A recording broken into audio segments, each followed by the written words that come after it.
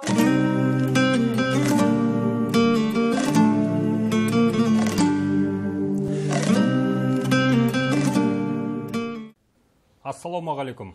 Оразаларыңыз қабыл болсын. Иман нұры бағдарламасында қонақта Қазақстан мұсылмандар діни басқармасының Талдықорған өңірі бойынша бас имамы Ардақ Нүсіпханұлы. Қош келдіңіз. Бүгінгі хабарымызда біз жақсылық жасау туралы айтсақ деп едік. Жалпы дінде жақсылық деп нені айтады? Алдымен осыдан бастайықшы әңгімені.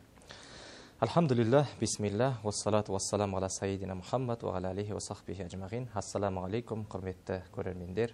Алла тағаланың баршаңызға есендігі болсын. Мына қасиетті Рамазан айында тұтып жатқан оразаларыңызға Алла тағала қабылдық берсін. Тілеген дұға тілектерімізге Алла тағала қабылдық берсін. Жалпы мынау жақсылық жасау бұл адам баласының негізгі бір міндеттерінің бірі, және жаратылғандағы негізгі мақсаттарының бірі жақсылық жасау. Біздің мынау жаратқандағы жаратылысымыз, біздің бойымыздағы ол жақсылық жасау. Бұны өзі араб тілінде ихсан деп айтады. Ихсан деген осы ахсана деген етістіктен шығады, түбірі. Яғни қандай да бір істі көркем түрде атқару, немесе жақсылық жасау. Енді бұның терминдік мағынасына келетін болсақ, сауабын үміт ете отырып, исламның қағидаттарын көркем түрде орындау деген мағынаға береді. Яғни жақсылық жасау деген кезде бұның өзі түрлері екі түрлі болады. Яғни қандай? Біріншісі адамдармен қарым-қатынаста жақсылықта көркем болу, екіншісі құлшылық ғибадатта қарым-қатынаста көркем болу деген екі түрлі өзіндік түрлері болады. Ал енді жалпы бұл жақсылық жасау өте маңызды шаруа, өте маңызды іс. Яғни жақсылық жасаудың маңыздылығы бұл біріншіден Алла тағаланың әмірі. Біздерге Алла тағала өзі жақсылық жасауды әмір етіп қойған. Инналлаха я'муру бил адли вал ихсан. Алла тағала әмір етті әділеттілікті және де ізгі іс істеу жасауды, ва итаи зил құрба, және ағайындарға қарайласуды Алла әмір қылды дейді. Яғни жақсылық жасауға біздерді Алла тағала бұйырып қойған іс бұл. Ең маңыздысы осы. Одан кейінгі бұл жақсылық жасау деген дүние пайғамбарлардың сипаттарынан. Яғни бүкіл пайғамбарлар тек қана жақсылық жасап өткен. Айналасындағылардың барлығына ізгілік істеген. Және де әрбір жасаған жақсылығы өзі және қоршаған ортасы айналасындағылар үшін болған. Оны Алла тағала Құран-ы Кәрімде көп пайғамбарлардың аттарын атайды. Саламун аля Ибрахим, Ибрахимге сәлем.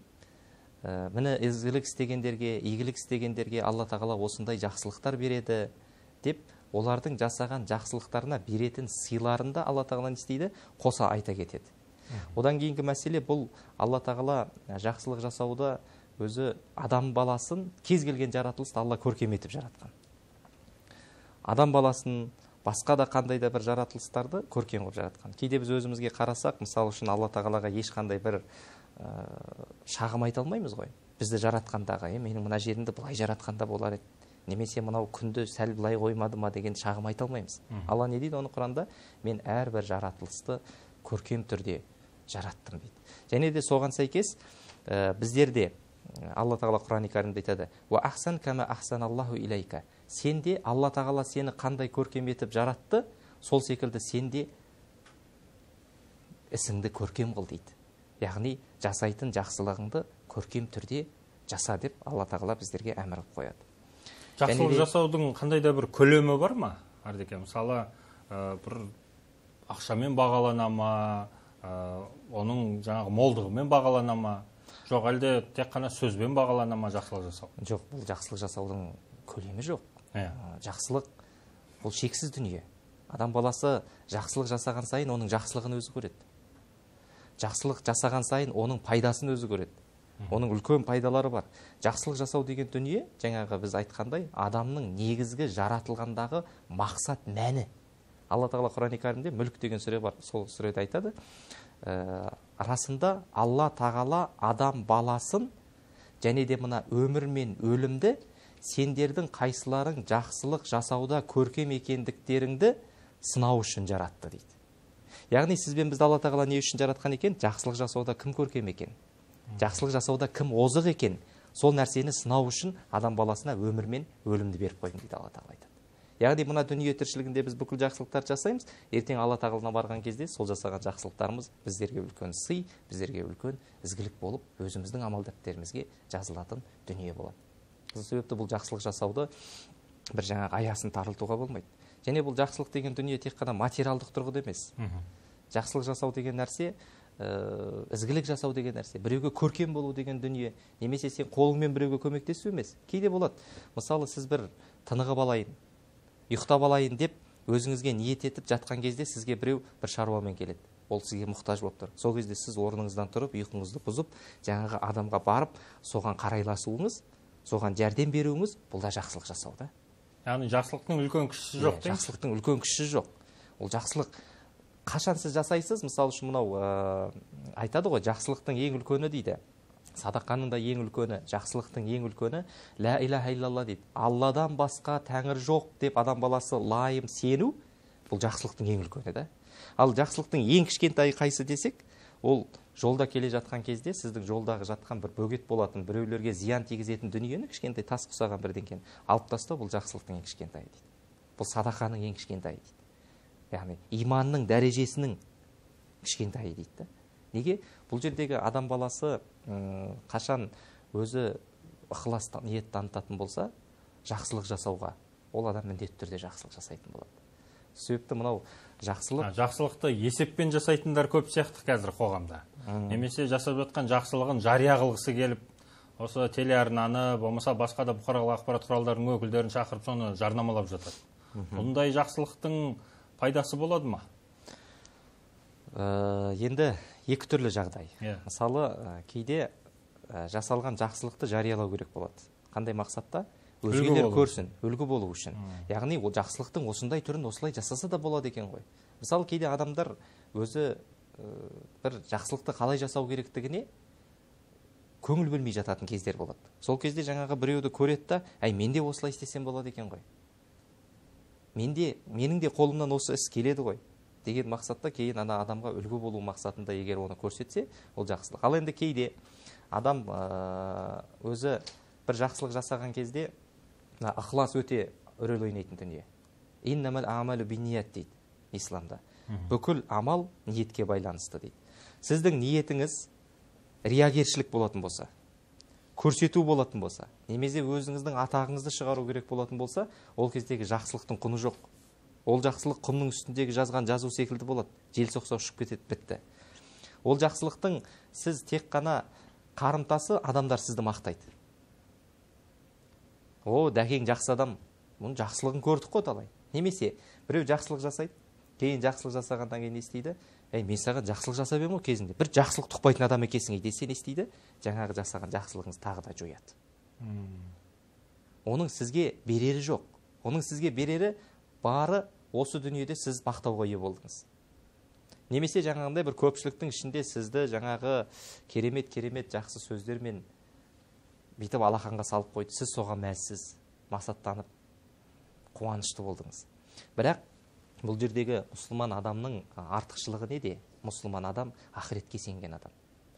Ертең Алла тағаланың алдына барған кездегі жақсылығының қайтарымына сенген адам. Қазақта бір сөз бар. Әкенің жақсы әке балаға 40 жыл азық дейді. Ол не деген сөз? Сіздің әкеңіз біреулерге уақытында тірісінде үлкен жақсылықтар жасады. Қолғабысын тигізді. Бір күні бірақ сол адам келді де айтты: мен сенің әкеңнен үлкен жақсылық көріп едім дейді. Сөйтті да сізге жақсылық жасап кетті. Әкеңіздің өліп қалғанына 10-20 жыл болып кеткен. Бірақ оның жасап кеткен жақсылығы әлі сізге не істеп жатыр? Қызмет етіп жатыр. Қызмет етіп жатыр, қайтып жатыр. Сол себепті қазақ оны бір-ақ ауыз сөзбен айтады: жақсы әке балаға 40 жыл азық дейді.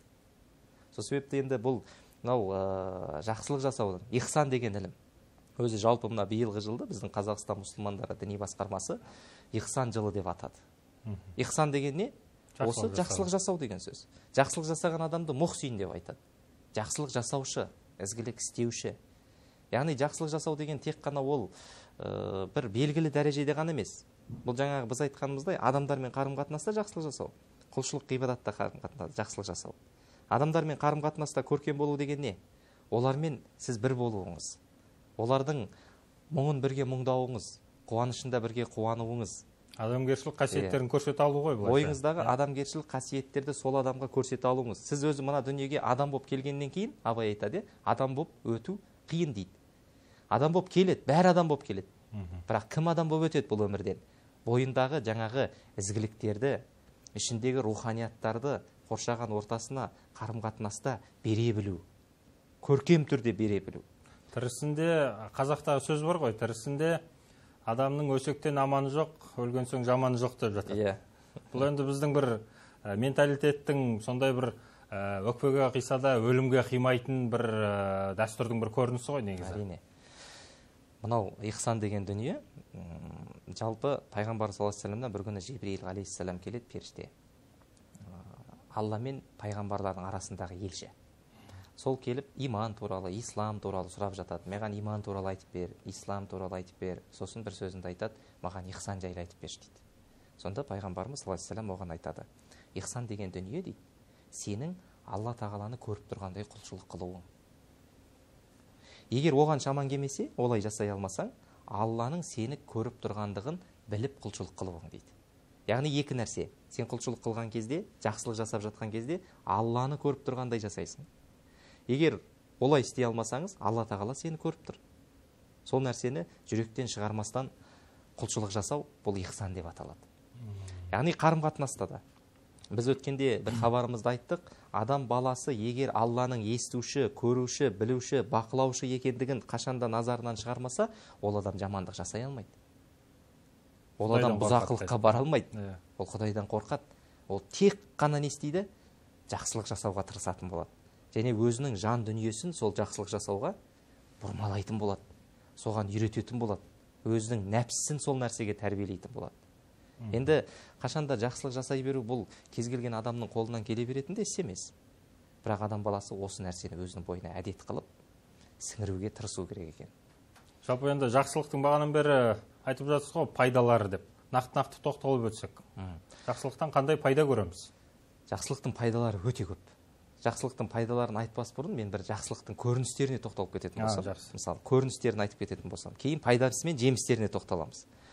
Жақсылықтың көріністері қандай? Бұл бірінші құлшылықта болады. Егер адам баласы қандай да бір ғибадат, құлшылық жасайтын болса, оны көркем түрде жасауы тиісті. Алла тағала әмір етіп қойғандай. Ықылас өте маңызды дүние. Яғни Алла тағаланың алдында адам баласы құлшылық жасайтын кезде оны бірінші сезіну керек. Мына Әли радиаллаху анху сахабалардың төресі болған, кейін мұсылмандардың әміршісі болған Әли, дәрет алып жатқан кезде сұп-сұр болып кетеді екен. Жүзінде қорқыныш ұялап. Сосын қасындағылар сұрайды ғой, Әли, не болды? Сұрланып кеттің ғой, ауырып тұрсың ба? Сол кезде Әлидің жауабы да, жоқ дейді. Сендер қазір менің кімнің алдына бара жатқандығымды білесіңдер ме дейді. Мен ұлы жаратушының алдында тұрмақпын ғой қазір дәрет алып намазда, құлшылықта. Яғни дәреттің өзін не істейді? Ихсан дәрежесіне кірген адам көркем түрде жасайды. Көркем түрде жасайды. Одан кейінгі тағы да бір жақсылықтың, ихсанның адам бойындағы көрінісінің бірі ата-анаға жақсылық жасау. Мына адамзаттың ішіндегі Алладан кейінгі мойынсынуға лайықты, бағынуға лайықты, жақсылық жасауға лайықты, кішіпейілділік қылуға лайықты, ізгілік істеуге лайықты жалғыз адам ол біздің ата-анамыз. Ол біздің ата-анамыз. Алла тағала өзі Құран-ы Кәрімде айтады, Аллаға ғибадат етіңдер, көркем түрде Аллаға ғибадат етіңдер, және ата-аналарыңа ең көркем дәрежеде ізгілік жасаңдар. Қараңызшы, ең көркем дәрежеде ізгілік жасаңдар. Егер олардың біреуі, немесе екеуі де жандарыңда кәрілікке жетсе, оларға туф деме дейді. Ол екеуіне зекіме, ауыр сөз айтпа. Егер ол екеуі сендердің жандарыңда кәрілікке жетсе дейді Алла тағала, сен оларға мәрхамет құшағыңды жайда. Олардың алдында кішірейде, қолыңды жайып, Раббым дейді. Осы дұғаны бізге үйретеді Алла тағала. Раббым дейді.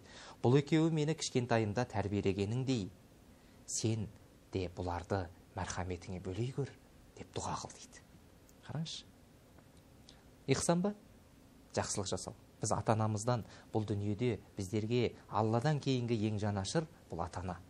Жер бетіндегі бүкіл адамзат сенің балаң жаман, сенің балаң бұзақы десе, жалғыз адам кім? Ана. Жоқ, сендер қателесіп тұрсыңдар дейді. Сендер қателесіп тұрсыңдар. Менің балам сендер ойлағандай емес дейді. ендеше біз бұндай ата анаға қалайша жақсылық жасамаймыз? Қарғада баласын аппағымдар деп қазақ айтады. Мына қазіргі кезде көп жағдайда біз жас балалардың әке-шешелерімен қалай болса солай сөйлесіп жатқандығын көреміз. Ту, сен де білмейсің сен оны. Сенің заманың басқа еді деп жекіп атады. Бірақ олар оның бәрін көріп тастаған. Әлдеқашан көріп тастаған. Бірақ біз сол Алла тағала осы Құрандағы тух деген сөзді айтпа оларға дейді. Ауыр сөз айтпа, зекіме оларға, қабақ шытпа дейді.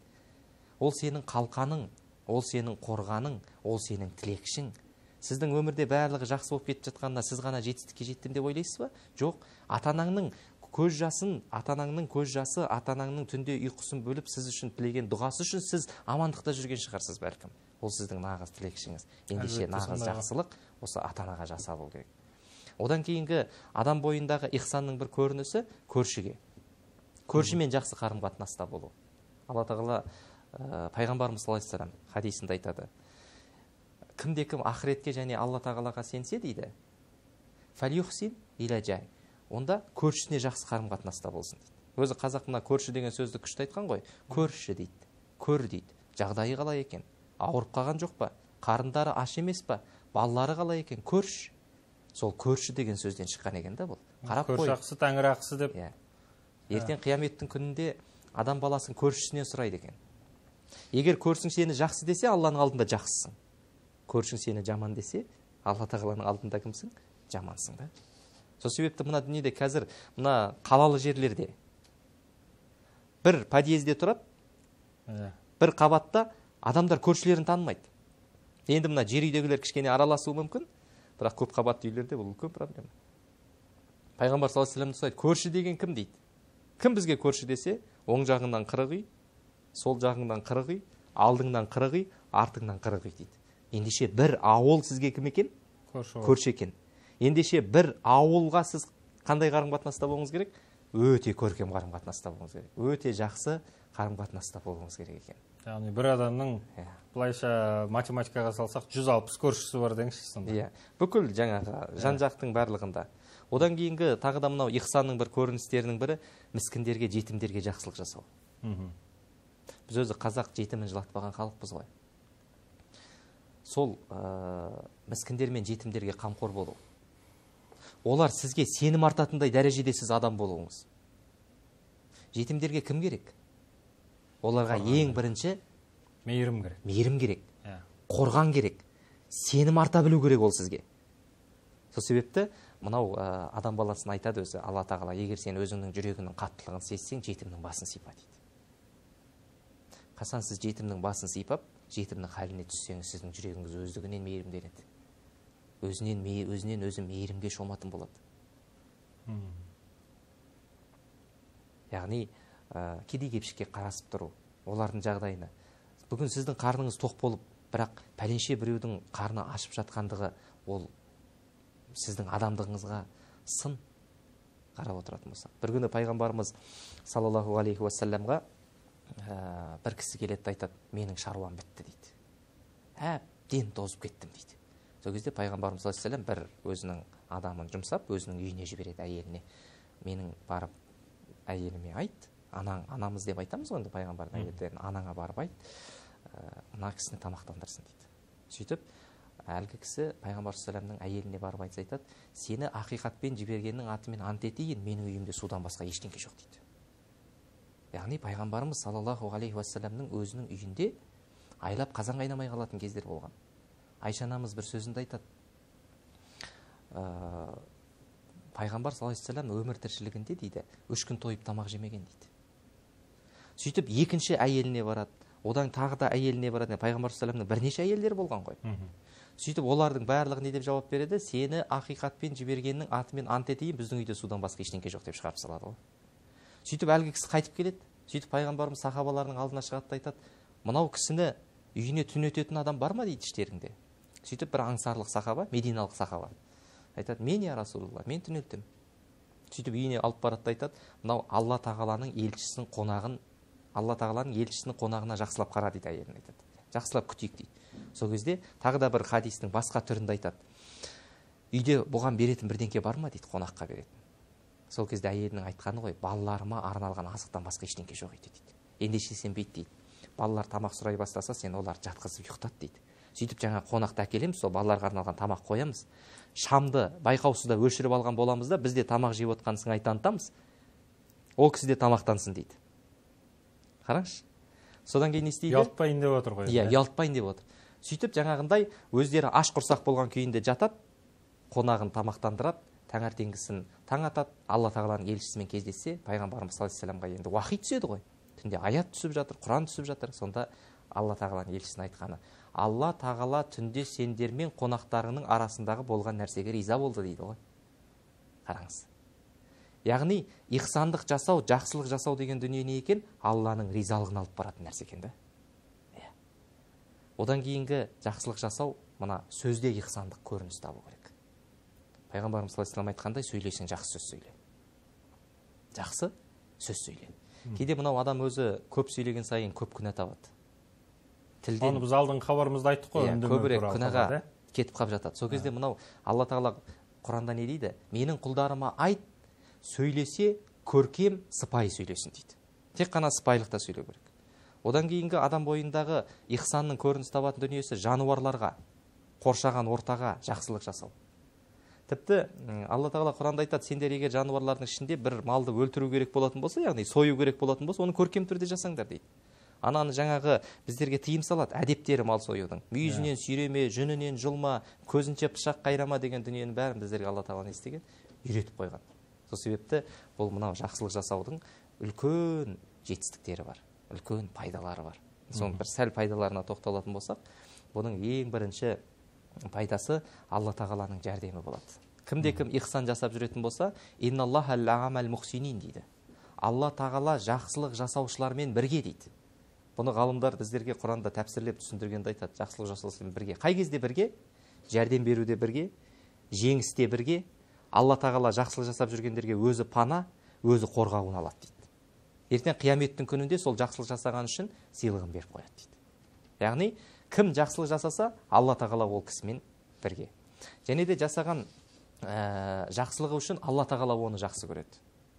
Инналлаха юхиббул мухсинин дейді. Алла тағала жақсылық жасаушыны сүйеді дейді. Жамандық жасаушыны кім жақсы көреді? Алла тұрмақ, бұл дүниедегі адамдар жамандық жасаушыны жек көреді. Кейде бір адамдарды көрген кезде адамдар теріс айналып басқа көшемен кетіп қалатын кездер болады. Неге? Өйткені оның жасаған жамандығынан, айтатын сөзінен ол адамдар әбден мезі болып кеткен. Ал жақсылық жасаушыны Алла тағаланың өзі не істейді? Сүйеді екен. Сүйеді екен. Одан кейін жақсылық жасаушы бұл жәннат иелерінен, болған бір адам болып табылады. Айша анамыз радиаллаху анха бір күні бір хадисінде айтады, бір күні маған бір адам келді дейді. Бір әйел адам келді, оның қолында 2 қызы бар дейді. Қолында 2 қызы бар. Сөйтіп мен оған 3 құрма бердім дейді. 3 құрма бердім. Ол алды да 2 құрманы 2 қызына берді. Сөйтті да біреуін өзі жейін деп жатып еді, жаңағы 2 қызы құрманы жеп алды да маған қарады дейді. Тағы да анасына қарады дейді, тамақ сұрап. Сөйтті да не істеді дейді, ол өзінің аузында жейін деп жатқан құрмасын тағы да 2 қызына 2 бөліп берді дейді. Сол нәрсені пайғамбарымыз саллаллаху алейхи вассаламға мен келіп жеткізіп едім, Алла тағаланың елшісі айтты дейді. Алла тағала ол анаға дейді жәннатты міндет етті, немесе оны тозақтан құтылдырып қойды деп айтты дейді. Сол себепті мынау жақсылық жасаушы бұл жәннат иелерінен болады. Адам деген енді пенде ғой, Ардеке. Біліп, білмей істеп, жамандықтар да жасап жатады. Жалпы сол жамандықтарды жақсылық басады ма жасаған кейінгі? Әлбетте, әлбетте. Пайғамбар саллаллаху алейхи вассалам айтады, мынау жасаған жамандықтарды артынан жасалған жақсылық жауады дейді. Сол себепті адам қашан бір күнә жасап қоятын болса, артынан дереу жақсылық жасасын дейді. Бірден жақсылық жасасын дейді. Жақсылықтарды көбейтіп жіберсін дейді. Сол кезде жаңағы сіздің жасаған жамандықтарыңыз, біз пенде болғаннан кейін біз періште емеспіз. Ешкім сүттен ақ судан таза емес. Адам бірде көзбен, бірде тілмен, бірде қолмен, бірде байқамай, бірде әдейі жамандықтар жасап қояды. Бірде жасаған жамандығынан кейін өкініп жатады. Ендеше өкінген кезде не істеу керек? Алла тағалаға жалбарыну керек. Раббым, кешірші, байқамадым. Енді қайтып істемеймін бұл жамандықты. Сөйтіп не істе дейді пайғамбар? Артынан дереу жақсылық жаса дейді. сол кезде жасаған жақсылық жаңағы жамандықтың барлығын жойып жібереді дейді. Жақсылық жасаған адамның сыйы не деді? Жәннат. Құран кәрімде айтады, улаика асхабул жанна дейді. Міне осылар дейді жәннаттықтар. Хум фиха холидун, бұлар мұнда мәңгі қалады дейді. Мына дүниеден біз өтеміз. Бірақ мәңгілікте бақытқа жету нағыз бақыт сол. Біз ақыретті аңсаған халықпыз. Ақыретте Алла тағаланың алдында дәрежеміз ұлық болса екен деп жүрген елміз. Яғни сол нәрсені дүниеде осы жақсылық жасап жүрсек, ертең қияметтегі мәңгілігіміз тек қана бақыт болады. Бір сөзбен айтқанда, адам баласы үшін жұмақтың жолдамасы ол жақсылық. Жақсылық жасау. Ардеке, мына хабарымызға берілген уақытта мәресіне таяған екен. Алғыс білдіреміз. Рахмет. Жақсылықта жолықтырайық, жақсы амалдарда жолықтырайық. Қымбатты көрермендер, жақсылық жасайтын жүрегіміз кең болсын. Эфирде есендікпен жолыққанша.